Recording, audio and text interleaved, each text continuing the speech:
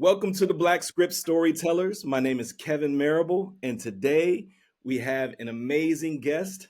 He's an actor. You've probably seen him on a lot of your favorite TV shows and films. He's a former dancer. We're going to get into that pretty soon. And he's also an entrepreneur. Today we have with us Louie Carr. Louie, how you doing today?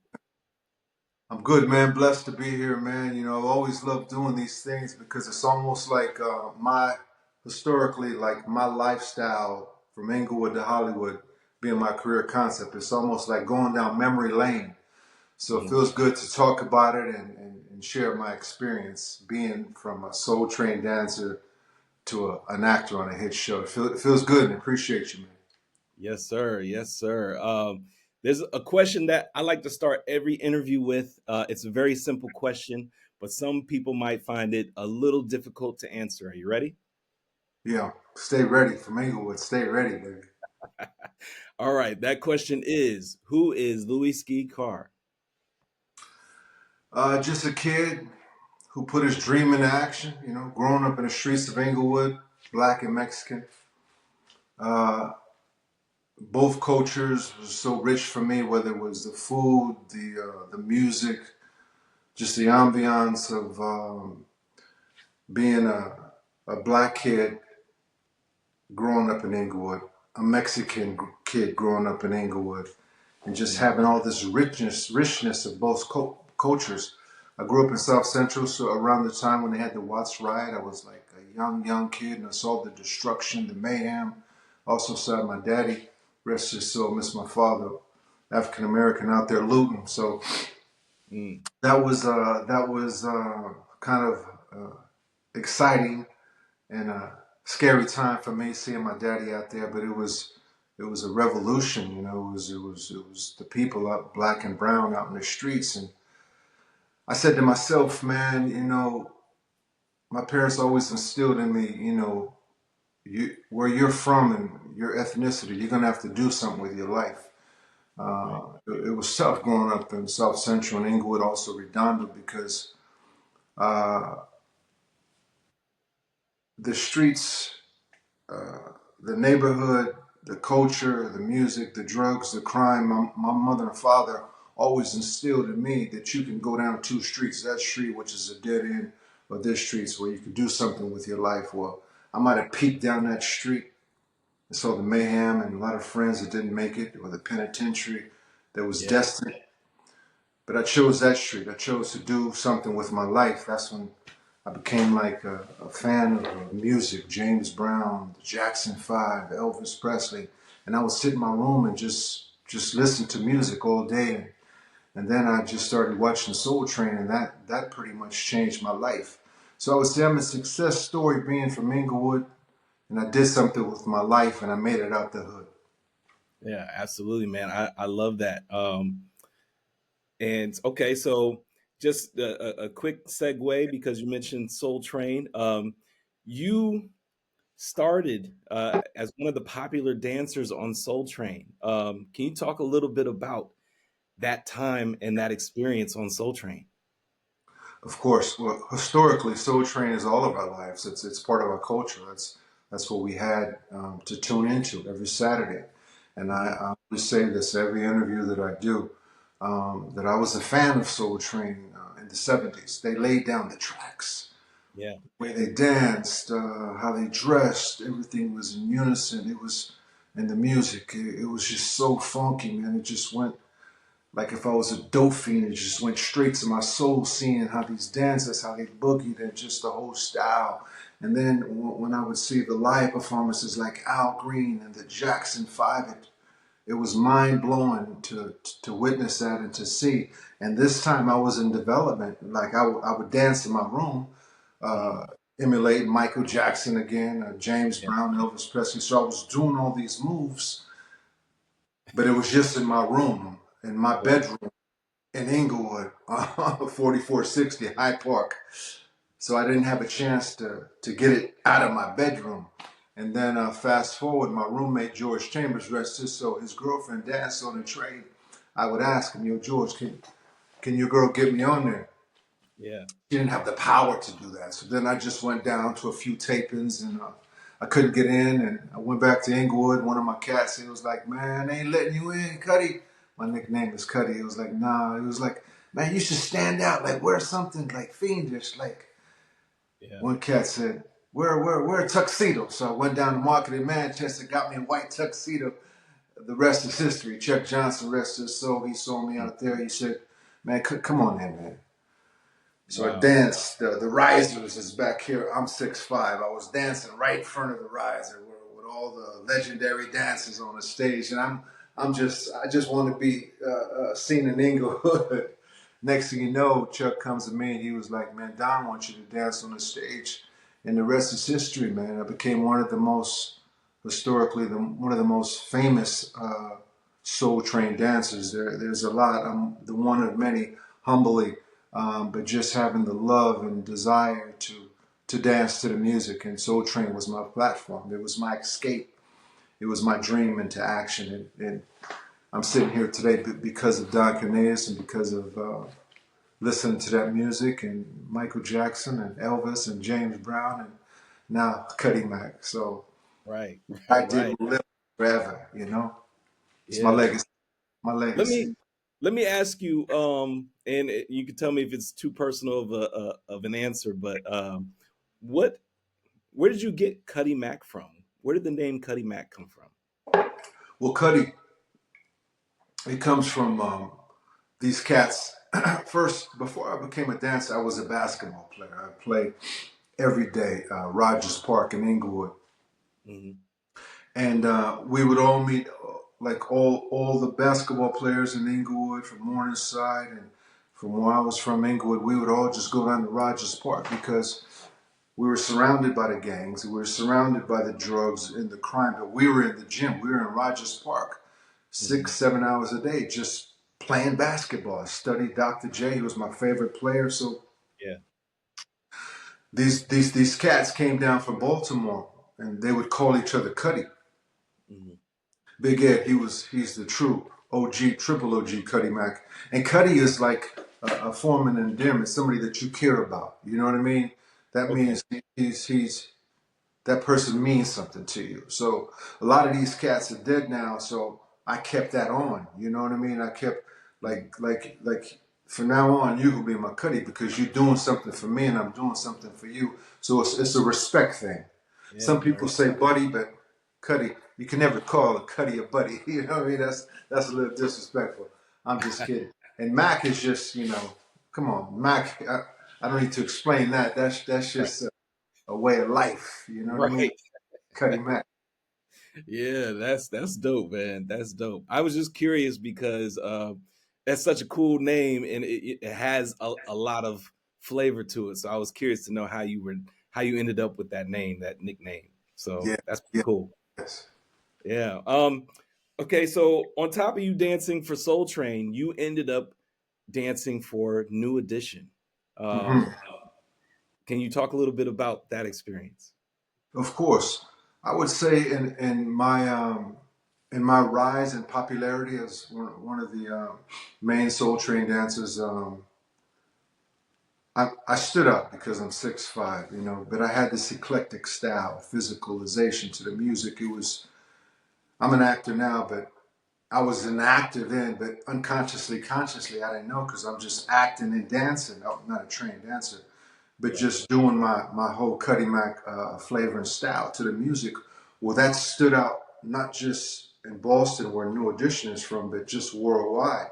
So come to find out, New Edition, when they were uprising and coming, now they're Hall of Fame dancers, singers, excuse me, they loved my antics. They loved my Cuddy style. They loved everything that I did. Yeah. So one taping, I think we're coming back from lunch. We're about to do the Soul Train line. And this honey dip, she came up to me. She was like, yeah, these young cats, New Edition, they want to meet you, of course. I'm humble, of course. I Right. went over there and they're all sitting down. It's like all five of them. And they're looking at me and I'm looking at them. And they was like, yo, there he is. There's George. For some reason, they called me George. My roommate, rest his soul, his name was George. But everything was George. It was like, yo, he's got his George on. He's got his George suit on. So like me calling somebody Cuddy, they were calling me George, right? Right. So they said to me, I think it was Bob. Bob was like, "Yo, man, we love your style. We said that if we ever made Soul Train, we want to meet you. We want you to come on stage with us." Of course, I see Don right over there. I'm like, "Yo, listen, whatever you do, I'll come on stage, but don't tell Don, because he would have shut it down. No Yeah. rehearsal. I'm just a dancer. No insurance. It's their time."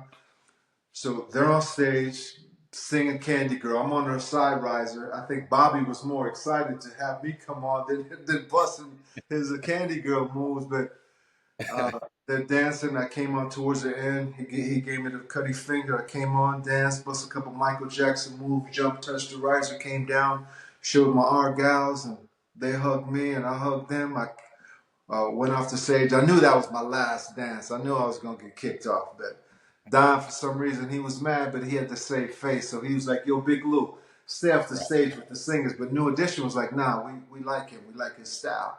We Mm. love what he does." And from that moment on, it's just been destiny.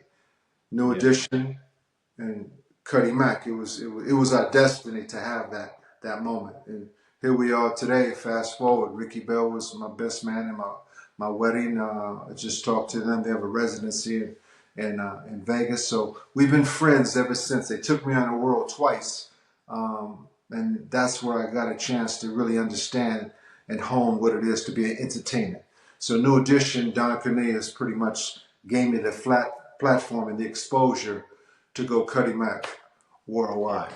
That's That's man, that's a crazy story, man. That's a pretty dope. true story. Yeah. Historically, faithfully.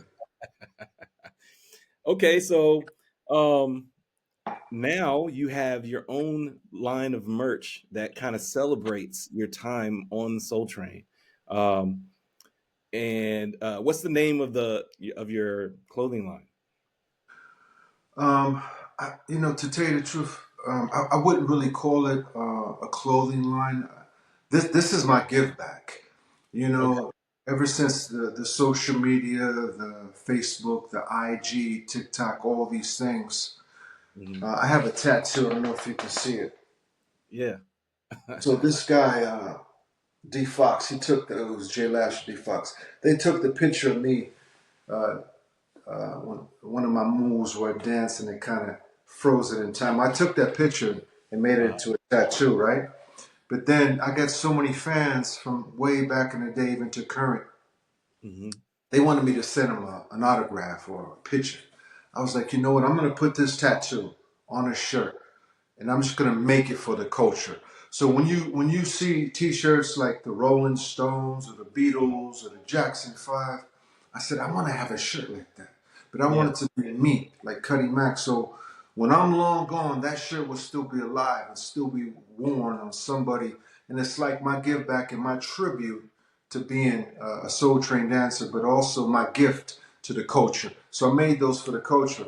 I must have spent like $1,000 and just started sending them out to people on IG and Facebook. And then Wow. all of a sudden, my wife, she was like, "Man, Cassius, our baby, his diapers cost like you can't be giving away all that dang merchandise." But Right. it's my give back, man. I love doing it. I love people send me pictures and they wearing Yeah. that that legendary pose and that frozen in time picture of me. So that's my reward. That's what I do. But if all the fans they can find me on Louie Ski Carr on Instagram and Facebook, I'll send you a T-shirt. So yeah, Yeah. And you have quite a bit of fans rocking your merch, rocking the Louis Ski Car frozen pose, and yeah, yeah, yeah. That's that means a lot to me, man.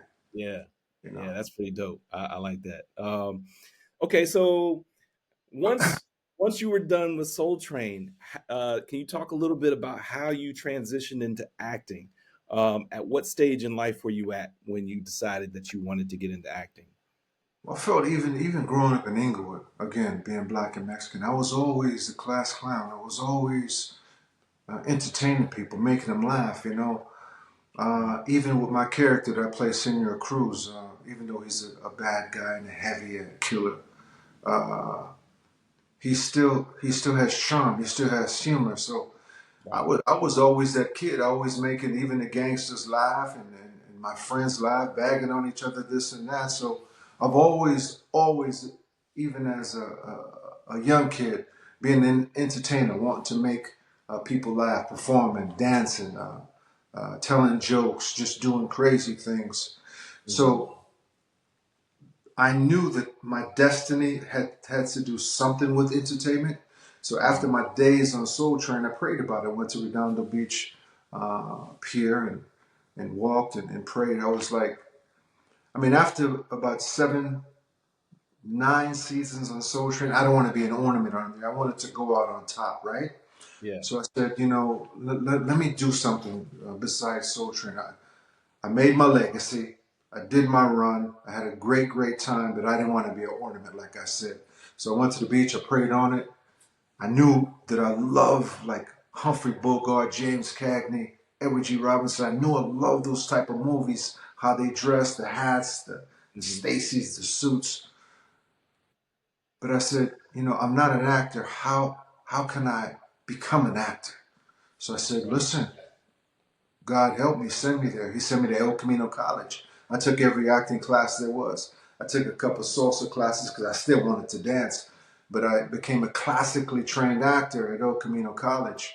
My last two productions was Othello and Raisin in the Sun. So Right. I knew once I studied that craft and cut my teeth in theater that I was going to take off, like I say, from Inglewood to Hollywood. So just like I made an imprint and was successful on Soul Train, I just transitioned and made that into Hollywood. And here I am now, over 50 films, Mm. numerous TV shows, hit show on with Family Business. So again, Yeah. it was my destiny. I just put my dreams into action. Right. And speaking of all of the shows and films that you've been on, I'm just going to name a few so our audience is aware of your the list of shows that you've starred in. And it goes for Faster with The Rock, CSI Miami, Gang Related, Chicago Fire, Arrested Development, Two and a Half Men, Marvel Agents of Shield, NCIS Los Angeles, The Family Business, of course, Blue Bloods, and also recently Chicago PD. I'm sure you have many more that aren't listed, or more that are listed that I didn't mention, but those are definitely the most notable shows that you've been on. How exciting was it to be a part of such amazing projects? Um, and it's crazy, all those shows that you're mentioning. One day my son Cassius, man, this is the emotional part for me. Um, but I'll share it because it means a lot. It's like being a success story for Inglewood. Yeah. Because a lot of cats, a lot of souls, they didn't make it. A lot of my cutties, they didn't make it, whether it was drugs, old age, Mhm. um, crime. But I continue to live that that dream. By putting my dream into action means I had my dream, but I did everything possible to work on craft, to take care of myself, to be a good human being, to take care of my parents till they die. Still got my mother, taking care of her as we speak. Mm. Um, so knowing that even though that your destiny, it's like I have a big belief in God, in God's faith, that how He has blessed me. So knowing that my destiny is here, but what am I going to do to continue to reach that destiny? Well, all these shows that you said, God just said, "Here, son, boom. Here's Two and a Half Men, boom. Yeah. Here's a scene with The Rock and Faster, boom. Oh, here's Chicago Fire. Oh, here's Chicago PD. Or here's Holes with Shia LaBeouf and John Voight." Right. When I really, now that you said it, when I really think about it, I was like, man, I did those scenes. I did those movies. I traveled the world and did those. because of not just my talent, but because of my blessing and doing something with my blessing. Right. That I earned all those sets. I earned all those rights to perform and be on those movie and TV shows with those legendary people. When I did Faster with The Rock, as soon as I showed up to set, he knew who I was. His wardrobe or stylist, so he was a huge Soul Train fan. So you see the connection? Right. Yeah. So by her being a fan and I'm coming on set meeting The Rock, I was I was practicing what I'm gonna say to Rock. I don't want to be a fan, right? But I was like, just be yourself and show respect. I'm coming up to shake his hand. He's like, wait a minute, Soul Train. Wait a minute, Soul Train. Can you imagine by him saying, wait a minute, Soul Train? Right. Yeah. I didn't watch all your videos before you got here. So Wow. that made it so cool. When I did Blue Bloods, I'm showing up to set in New York. I was up there 2 weeks. Donnie Wahlberg was in a boy band the same time with New Edition, New Kids on the Block, right? I get to set. He's like, yo, Cuddy. So my dance, he's like, yo, Cuddy, in front of the whole production. Yo, Cuddy. I'm meeting him for the first time, but that Wow. goes back to Don Canellas and Soul Train. Mhm. So it's all part of, it was all part of the plan, God's plan. Right. And then I go to the biggest thing for me is when I did NCIS LA. LL did Rock the Bells, and I Can't Live It on My Radio in the 80s. We was right there, rocking with him. But he comes out, yo, man, yo, Lou Ski, man, I'm seeing you, man. You know, he was on New York. Fast forward 30 years, now I'm doing his hit show, Right. which went 12 seasons. He was like, yo, Cuddy, yo, Ski, what you doing here? I'm like, I'm rocking the bells with you, baby. We about to do this. He had no idea I was an actor.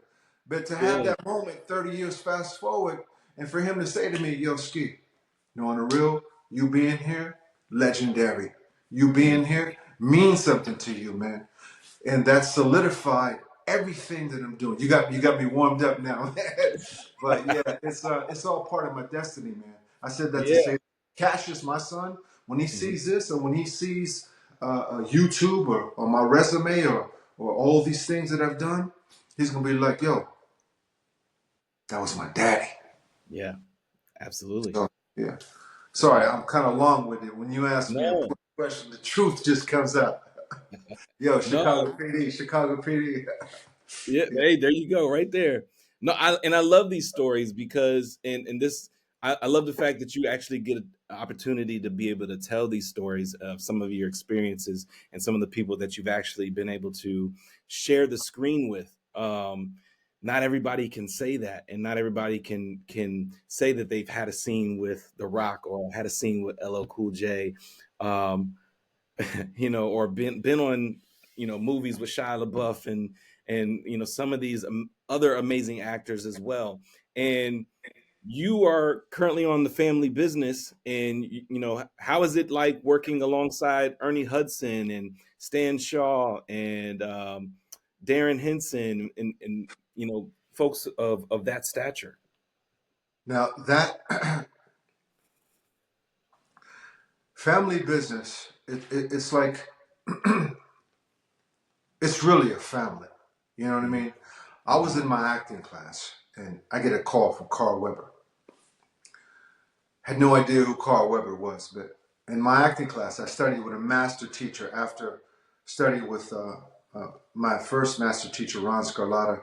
He gave me a book called Dreams into Action, right? Real quick, this will paint the picture for that. Dreams Yeah. into Action is a book written by Milt Casellas, rest his soul. So Mr. Scarlatta at El Camino College said, you know what, Ski, Raisin and his son, Othello, you've outgrown us. You need to go where the energy is, where they're working, where there's better teaching. And to me, he was the best. I was doing all theater productions, but I hadn't done any TV or films. So he gave me the book. At the time, I was smoking weed, so I would roll my weed on top of the book and never opened it, right? But there was an open class for Milt Casellas's a master, not master class, his advanced class.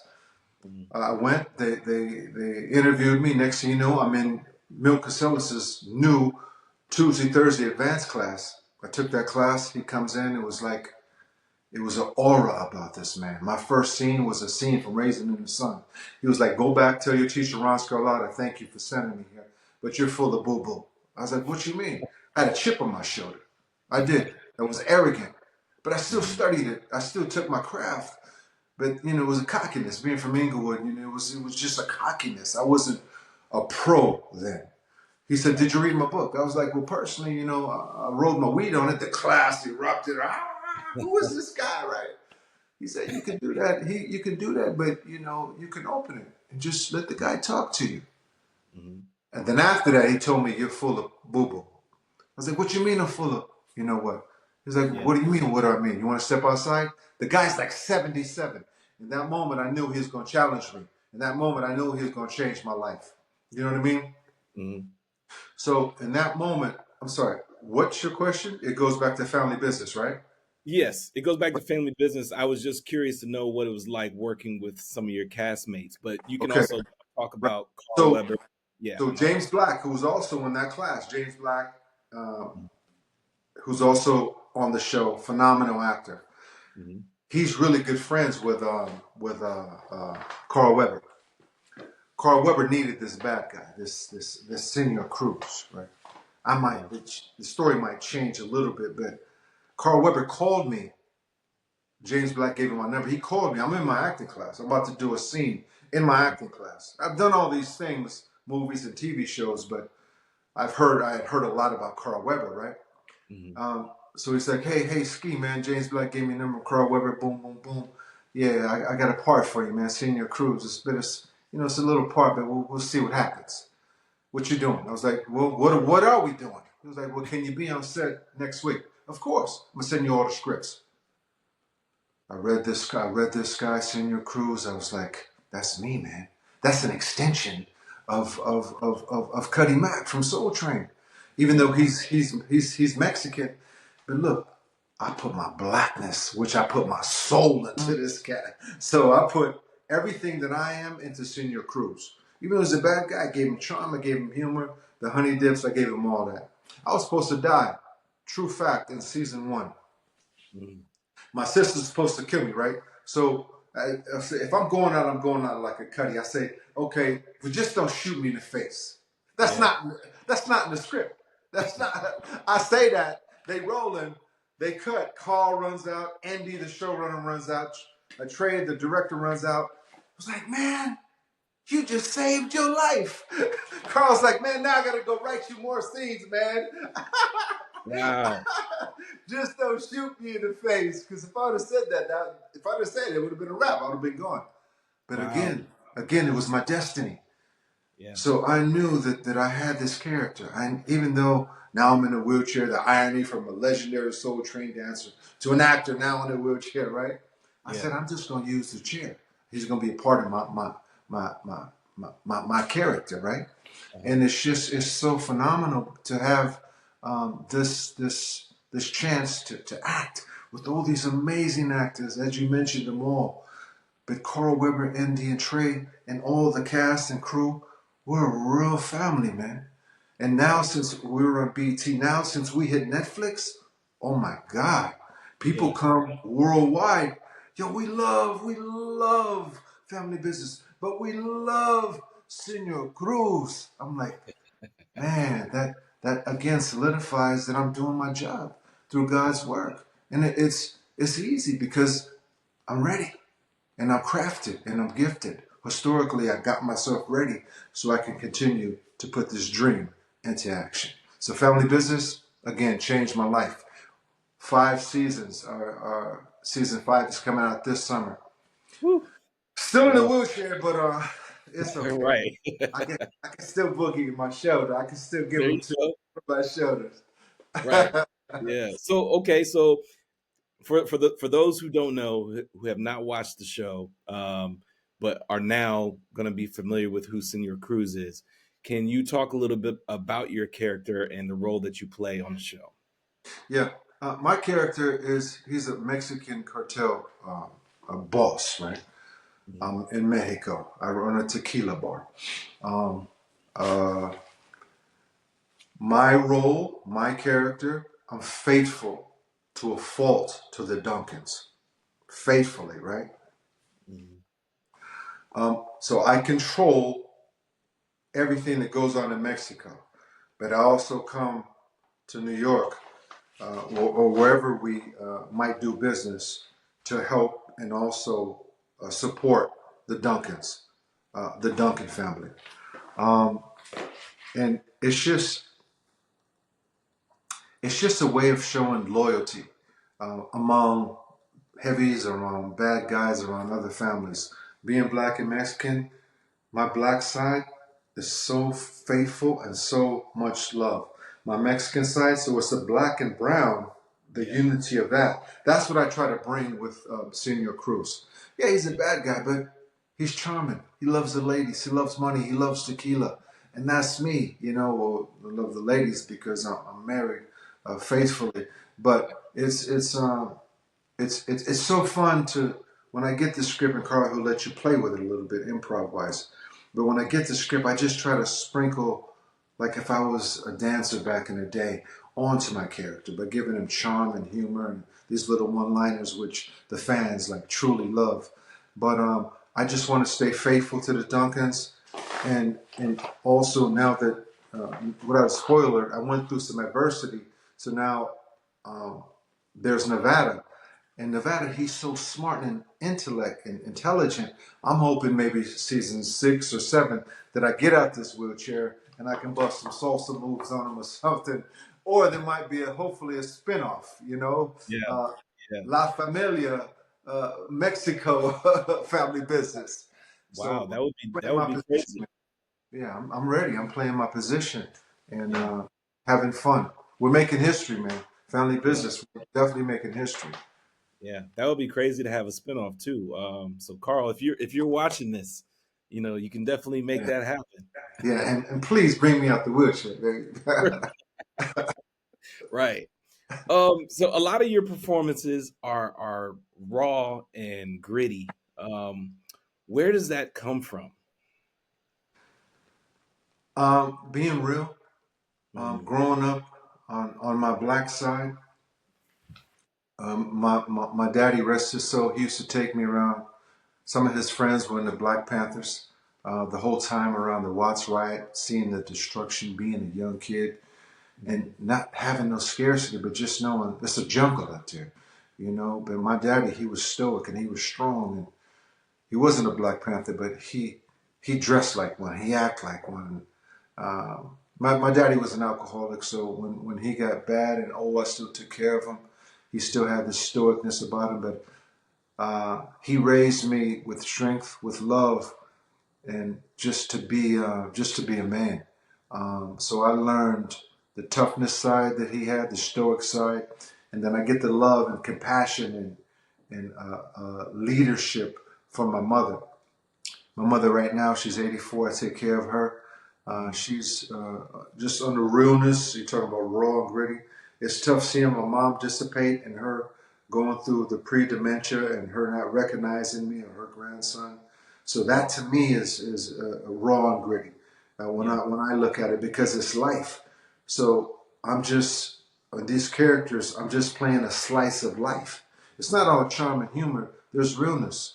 You see Yeah. the 6 o'clock news, the lady's talking, and she's like, yeah, but my son, he just went to the movie theater, and then all of a sudden, now she gets into the story, the raw, gritty part of what happened in the streets. My two Mhm. stepsons, Daniel and Jeremiah, I took the step out because I raised these cats 15 years. I tell them, Yeah. look, if you feel something is wrong, leave because the streets is cold out there. I feel Mhm. like I survived the streets, but I'm reliving it again through Daniel and Jeremiah and now through Cassius. So I haven't really survived the streets because if something happens to them and the Right. gritty and the rawness of the streets, which is the truth, and I give them the truth, but I also put all those ingredients, my brother, into my character. That's what makes him so real. Because I know the streets. On my Mexican side, my uncles was like, Mijo, if you ever went to the pier, homie, you have to choose a side. You're either going to be black or Mexican. The side you don't choose, bang, bang, they're going to deal with you. Yeah. Not that I'm scared or a gangster or a punk, no. but it gave me an insight. I'm not for the penitentiary. I'm not for the county because I'm doing something through God's blessing with my life. So that to me is the gritty and the rawness that you talk about. Just playing the truth. Yeah. Hopefully, I answered your question. No, it really did. No, I loved your answer, because you gave you not only the acting side of things, but you gave the real the real raw, the real gritty, the realness. You're You from came, Virginia, right? yes, yeah, Right. So even what you do in this platform that you do, Kevin, yes. to me, you Cuddy Kev now. You know what I Cuddy mean? Kev, Yeah. Cuddy Kev. But but what you do, like what we're doing, this entertainment. Yeah, When you leave, you still got to go out in the street. right. You still got to go to the gas station. Yeah, 18 years later, excuse me, they just found the killers of Jam Master Jay. I yeah. met I Jam saw Master that. Jay with Run DMC. I I saw know that these guys, too. Yeah, huh? I said I just saw that. Right. So that's raw, that's gritty, but that's life. Right. That's life. When you watch a show and you connect with that show, like Family Business, or some of these Mhm. shows like 50 Cent got, man, I would look, if 50 Cent ever sees this, man, I would love to be on some of these other shows. I mean, I'm faithful to Family Business, but I want Yeah, to put this talent and my story, I want to put it even more, and even more. So whoever's watching this, I'm ready, man. Louie Ski Carr, you know how to find me. I'll come to your TV show. I'll come to your movie set and give you my gift. Raw, gritty, charm, and humor. From Inglewood to Hollywood. That's the real Cuddy Mac. I was born for this, man. I love that, man. I love that, and I love the fact that you're not afraid to put it out there either. That you're hungry for this. You want more work, More. and you're ready. You're ready for that. You're ready for that next stage. You know what I'm Thank you. saying? Yes, thank you. Yeah. Thank you. Um, Speaking of that, and we were just talking about the raw and grittiness side. Um, do you ever wish to take on roles that aren't so rough around the edges? Oh man, that's the best question you could have asked me. When I did an episode, Chicago Fire, right? I love Hmm. all the Chicago shows. Yeah. Shout out to my man Leroyce, who took care of me when I was at Chicago PD, man. Um, these people in Chicago, in Inglewood, all over the world, even where you are, you know, at the end of the day, I'm a father. I'm a father, even at this advanced stage. I'm a Hmm. father. Raising my two sons, Daniel and Jeremiah, I love them with all my heart. I'm do or die for them because I'm their father figure, Right. right? Are they my blood? No, but they're my family. When my wife, 2 years ago, when we were able to have Cassius Louis Carr, that boy changed my life in a certain way. It was a purity, man. Yeah. It's on me. You gotta see it. You probably can just smell this purity of emotion because when I look at him and he says Papa, first thing he wakes up is Papa, and then he says George, Right. not George my thing, but Curious George. He wants me to take him to sit in the couch so he can sit on my knee and watch Curious George. And I'm Yeah. holding my son at this advanced age and I'm smelling him. That to me that's gangster. That to me is the purity of raw of being a father. Hmm. Take the gangster out. It's a role that I would love to play. Whatever God has for me, I wish that that's my next role because I would eat it up Yeah. because I'm living it. Yeah. Anybody can be a bad guy. Give me my money, bang, bang. No. Right. Mijo, Papa, you okay? Did you fall? Come here, baby. Come here. Hmm. Puppy loves you, baby. Puppy loves you. And when I say that, I mean it. I feel it. I want to play a father. Why? Because I am a father. I'm Yeah. dad of the year, only at 2 years, being a real father. My sons asked my wife, my beautiful wife, they was like, yo, what's wrong with him? They said, when I was with Cassius, they said, that's a purity. That's a pure love. And it is. There's no sense, there's nothing that I would trade in this world. I'd love to have my daddy back so we could see his grandson. And my mom, she's even with her dementia, she says, she's like, Cash is like, Grandma. So that is so enriched and rewarding for her. But to answer your question, if you all got a role out there where a man has survived the streets and has to play a father, he won't have to play it because he'll just do it. You give me that part, I'll eat it up. I'll eat it up. I still haven't changed the boo-boo diaper yet, but I'm, I'm learning, man. But I would love to play a sensitive, caring father, man, because I'm doing it Yeah. right now. As soon as I leave here, I got to go, be with Cassius, man. Yeah. It's crazy, man. Back to Thank daddy you. duty, man. Back to daddy duty. Back to daddy. Um, yeah. Okay. So, um, what do you do to get into the mindset of some of the characters that you play? It depends on the role. Okay. Let's say mostly my roles are heavies, but I don't play the heavy. Uh, I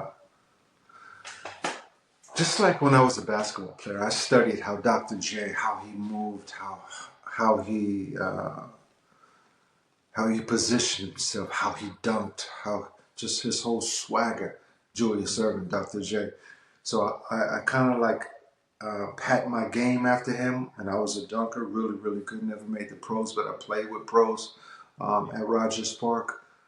So how, even though I'm a classically trained actor, I still study the greats. Like this used to be my man cave, but I made it into this is now Jeremiah's his little studio. So Okay. I would have pictures of Al Pacino and De Niro and Brando and Denzel. And I would watch these guys because these guys as masters. I would Yeah. just watch subtleness, you know what I mean? And then my master teachers would always tell me the story is the most important. If you understand the story, like what you do, you understand what you do. So you're a craftsman, and all your questions are so accurate, are so in the vein where it just allows me to just walk into that past experience. So you're like a masterful at what you do on the real, Cuddy Kev. So Thank you you. you're welcome. You'll give me this question, and I can just walk in that door and just relive it.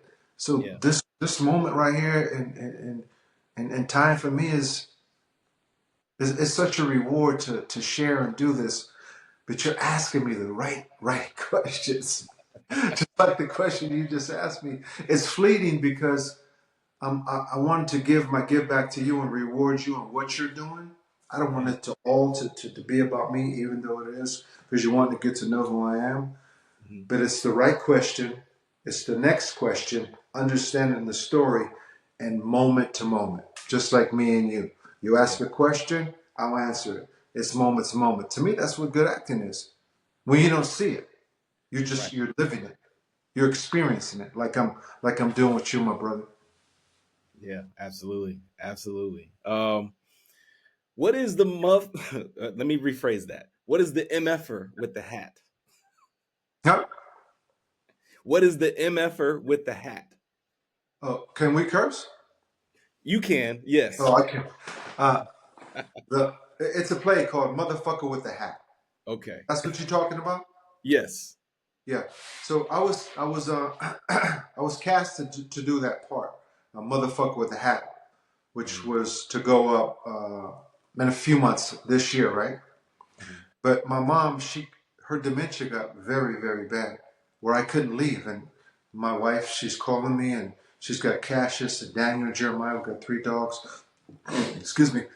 My mom, she's forgetting who they are, this and that, whether I'm Mhm. at the gym or at rehearsal for MF with the hat. So I had to make a decision, but the decision was made for me. Um, I had to bow out gracefully for that production of MF with the hat Okay. because I had to be home and take Right. care of my mom. I couldn't spend 3 hours a day, 4 hours a day at rehearsal, just leaving my mom and my wife like that. I couldn't do it. So I had to make a sacrifice with my career. Mhm. To answer your question about MF with the hat, am I going to miss not being a part of that? Yeah, but I still want to be home and help my wife and take care of my mama. Yeah. That's that's That's first. that's first. Yeah. First and She took foremost. care of me as a kid. It's my Yeah. turn. Oh, you can't do a play? No, I don't want to do a play now. I want to take care of my mama. Right. Yeah, man, I'm excited about that one. Yeah. No, and that's very commendable. And it, you know, I saw it on your IG page, so I wanted to ask you about it. And just even the fact that you still, even though you had to gracefully bow out, you still left the post up. You still Yeah, promote and all yeah. of that too. Of So course, yeah, I'll go. I'll check it out. Even have to take my mama with me. I'll right. go because I'll do my plays. But God Yeah. has even more bigger plans for me, and I'm just staying ready. And this is part of one of the plans because historically, when people, even Cassius, when people look back on this, what we're doing right now, it's Hmm. part of the history. Me and you, Yeah. and the lady that reached out to me. Tell me her name one more time. Jessica. Jessica. Yes. So for Jessica to read out. And she told me, she says, I love family business, but I love me some Senor Cruz. And that brought me to you. So Yeah. you definitely got to thank her for bringing me to you. And now Absolutely. she would be a Cuddyette. You a Better Cuddy yet. Mac. So she's a Cuddyette and you a Cuddy Mac, man. But Yeah, I love it. I love it. Yeah. yeah, She's gonna love it too. She's yeah, definitely gonna love it too. beautiful lady. Thank you. Thank you, Jessica. Yeah. Yes. Thank you, Jessica, for making this happen, by the way. Let me ask you this.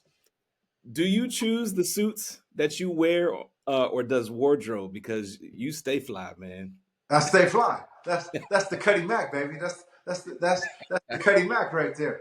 It's like Right. they give us all the leads. They Hmm. give us all production. They give us a budget, right? Hmm. But easing on early on in season one, right? They'll go and they'll shop for you. Nobody can dress Cuddy Mac like Cuddy Mac. Right. Nobody can dress me. Nobody. They're not gonna get the right stingy brim or the shirt. They'll get their version. But my master teacher, Milton Sellers, rest his soul, was like he said, when you find that right suit, that right fabric, Hmm. the rest is just a dance. Yeah. So just like I did on Soul Train with the trench coat and the stingy brims and the Stacy, I wanted to have something like a Michael Jackson with dancing, right? Or Elvis or James Brown. And just when they have that their armor, their uniform, everything else just is it comes alive. So Right. with Senior Cruz, I was like, okay, look, he's on the show, his character, he's Mexican. He's cartel. Hmm. So my uncles would always play mariachi music. And Hmm. Vicente Fernandez, rest his soul, one of the most beautiful ranchera singers. They had these Mexican outfits and these hats, and I said, that's part of my character. Yeah, that's That's the part look. of my character. But then when we go to the Hellfire Club, which is to me like a black strip club, that's when Casanova Brown comes out. That's when my black side of Senior Cruz comes out, and I'm like, Yeah. "Hey, girl, candy girl." That's when my you know what comes out on my black side. So when the scene is in Hellfire Club, I'll come with the mink. I'll come with a different hat, and you can see it. Even though I'm still Senior Cruz, but you see it. Even when Orlando told me, he was like, "Yeah, Senior Cruz." I was like, "Hey, tonight." Senior Cruz is back in Mexico. Tonight I'm casting over Brown, baby. And that's all ad lib. So I love to find my suits and Hmm. just dress myself. They can keep the money. I'll pay for myself. Because at the end of the day, I can keep it. Right. Right? Yeah. And This is a shirt that never made one of the episodes. So I was gonna wear this on one of the episodes. So you uh might see this in season 6. Who knows? I don't know. yeah, that's dope. We get Thank it first. We get to see it first. you. Yeah. This one is a little more of a serious question, but it's an important question. What is the importance of having more representation in TV and film for us Black and Brown in our community? Well, it's the world. If you look at our world, right? Uh, no disrespect to the Caucasian or they would say in the 70s the white man is always in the lead. Well, Mhm. there's some white men and white women that I love that are leading. They led me, they taught me. Yeah. But then again, when you look at the news, it's the black and the brown. We're all in the same car. But when you have the county and the penitentiary, they're fighting each other, but we're all fighting the same cause. Right. You know, we all struggle. We need more jobs. We need better education. The city and the streets sometimes are your family. You know, being black and Mexican, like I say, the streets saved my life. The gangsters saved my life, which is just a segue to go into um, the industry. Mhm. There could be a La Familia family business. It Mhm. could be a whole story in Mexico. The Duncans can still come down there, right? Yeah. Just like Senor Cruz comes here. So when I talk about, there was a scene where I was talking about my very first scene. I said to bring the blacks and the browns. Nevada, my nephew, he's black. He's black and Mexican like me. Mhm. But his character, Consuelo, my sister, is his mama, right?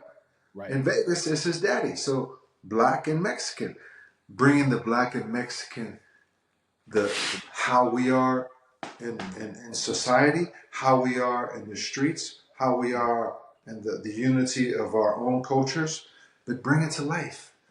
Right. Show how it is to make menudo, or how it is to make uh, uh, soul food. You know, get really into the nitty gritty of not just the music or the crime, but come into a household. Come into my grandmother's house back in the day. Yeah. You had chickens in the backyard. You had menudo. You had tacos. You had mariachi music. But you had all this Mexican culture. Then you come to South Central. You got soul food. You got dominoes. You Mhm. got talking shit. But you got love, and you got dancing. You got Al Green. You got the Temptations. The Four Tops. You. It's so rich, and these writers can write about that, right? Right. Um, so if you're gonna do a show about being a half breed, that writer, that producer, that director, call Cuddy because I can play both parts. Right. Black and brown, baby. Yeah, black and brown, man. Black and brown. I'm just And- selling myself, right? no, and that's a great point. It's, you know, especially with a lot of these series that are highly successful on Netflix. You got Narcos, and you have Griselda, um, and I love that. Me and my wife, yeah, we watch Zelda now, man. Oh my yeah, God.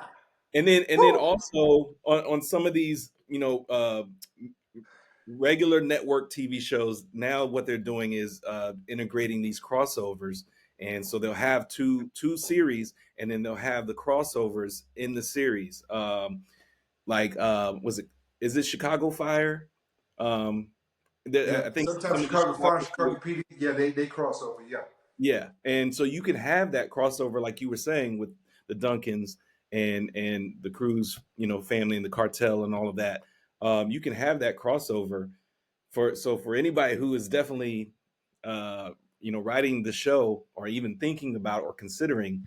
This is definitely something that you should really consider because it would really be popular. It would. It would. And it'd be a different story. You know what I Right. mean? Yeah. It'd be a different story, a different energy, and but I think it would be beautiful, man. There's so many beautiful, not just brown and black actors out there, but we're out there, man, and we have Yeah. stories to tell. We have stories to tell, and a lot of talent, but it's hidden. You know what I Right. mean? My community, what I always wanted to do was go back to Rogers Park and be a teacher one day. Not give up acting, but I want to teach the youth, the Hmm. black, the brown, from my neighborhood at Rogers Hmm. Park. I do it for free because these kids, they have talent, Yeah. but they don't have an opportunity. I put Right. out some flyers and they recognize me from family business. Say, hey, I'm gonna have an open class. Bring your kids from 4 to 14, right? Bring them. I have an open class for them. That's life changing because in that class you're gonna find some talent because Right. they're gonna look up to me. They'll be like, Hey, I saw you in Holes with Shia LaBeouf and John Voight. So if they connect, then they'll listen. Yes. And I'm on such a high show right now that I could do something like that. I was thinking about going back to Rogers and a couple of the park directors. Dope, rest his soul, he passed away in Herm. He just retired because of an illness, but I would love to do that, man. That would be my give back. Like I give out uh, merchandise, I would just love to go back and truly be a teacher for these youth. That'd be something that would be gangster, you know. Yeah, and it's always good to give back. It's always good to do things for your community and show the next generation that it's possible. Yeah, And then not only that, by doing so, even just to add on to your legacy at a certain stage in their life, when somebody's asking them, where did you get your start, and they're going to say, I attended this free class by Cuddy Mack, and yeah, he taught me everything that I needed to know to get my start, and that just inspired me and motivated me to get into acting, and so here I am. yeah, And it would be you that inspired that, and yeah, gave them that spark. yeah.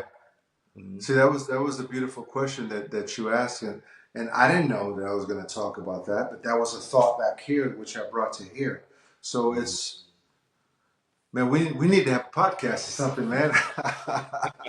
I'm Yeah, messing with man, absolutely. Yeah, for sure. So, okay, so tell me what's next for you. What's next for Cuddy Mack, Louie Ski Carr? Only God knows, man. Only God knows. I just continue when I leave here. I'm going to the gym, do my burpees, do my workout, get my Mhm. cardio in, and I just stay ready. My son, my middle son Daniel, we just put 2 auditions on tape. Okay. So those 2 auditions are on tape. They were sent to the studios. If they Mhm. want to cast me and hire me, I'm ready. I Mhm. had an audition on tape for Grey's Anatomy, which was a father. Did I book it? I don't know. But at least they got a chance. Sometimes it's not booking the job, it's booking the room. It's booking the Yes. room. They could be like, man, he might not be right for that character, but who is that guy? Who is Yes. Exactly. Ski Car Ski Car? And then they look me up and they see all this. Yeah. We might have something for him down the road. Just like when I did Chicago Fire 7 years ago, the casting director had a part where he's like, do you still represent Ski? Here's a part for Chicago PD. That's 7 years later. And here Wow. I am going from Chicago Fire to Chicago PD. And Chicago PD, right before I strike real quick, Cuddy Kev, Mhm. was my biggest part to this day because it was a top of the show guest star. Wow. Top of the show. So you have all the names that are on the show, but the next name you see is Louie Ski Car. Yeah, it's you. Yeah. I'm in Chicago for 12 days. Cassius was just born. I was Wow. missing my son. We're FaceTiming, but he Mhm. knew, my wife knew, the puppy was there to do his job. Yeah. Leroyce, the black character on Chicago PD, Mhm. man, that cat, man, he took me in, man. He took me around to every place, man. It was so much love that he gave me. And he's the lead on the show. But Yes. he said that he felt my vibe. And he calls it, he was like, yo, Ski, yo, Cuddy, you vicious in the battlefield. I take that to this day, man. He's watching his show. I was a fan. I told him, I'm a fan of you on your show. Mhm. So Yeah. meeting him and him taking me around, it all felt right, man. Wow. Wow. So what's next? I don't know, but I'm ready. I'm ready. Right. I'm The ready, sky's man. the limit, man. Sky is the God, limit. God, God has something, and Yeah. it's going to be bigger and bigger and bigger, you know. And I'll do little things here and there because I'm down for the cause. Somebody Yeah. comes to me and says, "Yo, Ski, I have no money. Yo, let me read the story. If I can fit in there, I'll do it for you. Don't worry about it. But it's not paying. Don't worry about it. My give back is to be in your movie because I'm helping him. Right. 4 years later, he might be doing a blockbuster. You don't know. You're I right. don't know. So I'm down You for the never cause, man. I'm down for the cause. Yeah. Well, Louis, I really enjoyed Did you just this. call me Louie? Yes, I'm sorry, Cuddy Mack. I'm messing with you, man. My bad, my bad. Cuddy Mack. I really enjoyed this interview. I really enjoyed our conversation, all of the topics that we touched, and getting to know you and know a lot more about who you are as a person and an individual. And much respect to you, man. Thank I like to end with a final word. I give all my guests a final word, and so that is basically a piece of advice that was either given to you, words of encouragement, or a quote that you like to live by. You can say all three, or you can choose one to close out the show. Yeah, and before I do close it out, thank you, man. Thank you. You resemble LL Cool J a little bit, by the way. Hey, hey, young LL, you never Yeah, young LL. Mama said, knock you out. Hey, when I was doing my scene with him, all I could hear him saying, Mama said, knock you out. I'm like, man, wait, focus. We're right. acting. This is not soul training. Um, to answer your question, Cuddy Kevin, for me, it's what Milton Casellas, my master teacher, told me. He was like, Ski, you got a lot of talent and you're going to work a lot. You are going to work a lot. Mm. But just take this with you. You can have it if you want.